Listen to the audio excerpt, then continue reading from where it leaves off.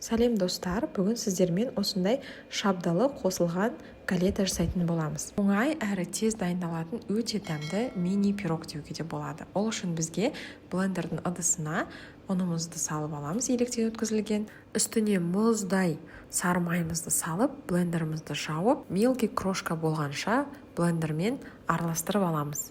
Келесі мұздай суымызды қосамыз. Міндетті түрде суымыз бен майымыз мұздай болу қажет, себебі майымыз араластырып жатқан кезде еріп кетпеу керек.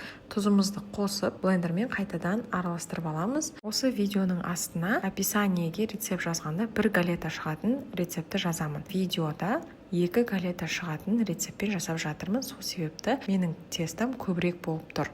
Блендерға сыймай кеткен себебінен ыдысқа қамырымызды блендердан ауыстырып алдым. Қолмен басында илейміз, артынан дастарханда илеп, осындай консистенцияда жұмсақ әп-әдемі тестамыз шығады. Бұл 2 галетаға арналған количество. Сіздер егер астындағы рецептпен жасайтын болсаңыздар, міне осындай кішкентай тесто болып шығады сіздерде. Мен 2 галета жасап жатырмын. Біреусін менің жақсы көретін мұздатқышыма апарып салып қоямын. Бірақ бұлай қамыр күйінде салып қоймаймын. Пісіруге толығымен дайындап, дайын полуфабрикатты морозильникте сақтаймын.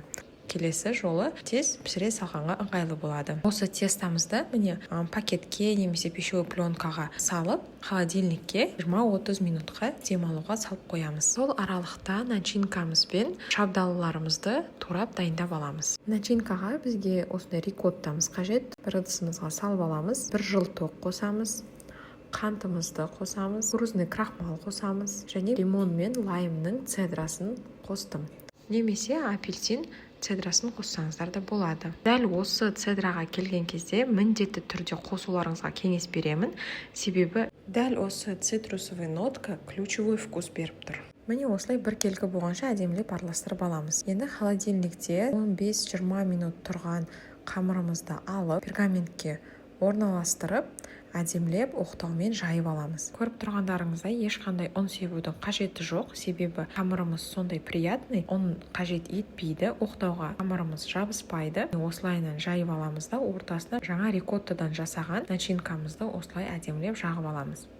Мен осындай шабдалы қолдандым. Сіздер өз қалауларыңызша кез келген жеміс-жидекті қолдансаңыздар болады. Мысалы малина, голубика, клубника. Мен шабдалы қолдандым. Мінекей дәл осылай домалақ етіп қойып шығасыздар. Енді осылай видеода көрсетілгендегідей галетаның шет-шеті мен ортамыздағы начинканы және кез келген жемістеріңізді жауып, әдемілеп домалақ формасына енгізіп аласыздар. Бетіне мен осылай қоңыр қантымызды септім. Тростниковый қант деп аталады. Бұндай қант болмаса, кәдімгі ақ қантты да сепсеңіздер болады. Енді жұмыртқаның сарысын шет-шетіне жағып аламыз да противеньға орналастырып, алдын ала 180 градуста қызып тұрған пешімізде 35 минуттай пісіріп аламыз. Пергаменттің үстінде жасағаныңыз ыңғайлы, себебі осылай противеньге оп-оңай орналастырып аласыздар. Мінекей дайын болған галетамыз осындай әдемі золотистый цветке енеді. Үстіне сахарный пудра септім. Енді мынаның иісі бүкіл үйді алды. Үйдегі свежий цитрусовый ароматты енді айта алмаймын. Міне разрезе осындай тонкий тесто. Ортасында нәзік, сондай рикоттадан цитрусовый ноткаларымен керемет начинка және тәп-тәтті шабдалымызбен өте керемет болып шықты. Міндетті түрде жасап көріңіздер. Видео ұнаса лайк басып тіркелуді ұмытпаңыз.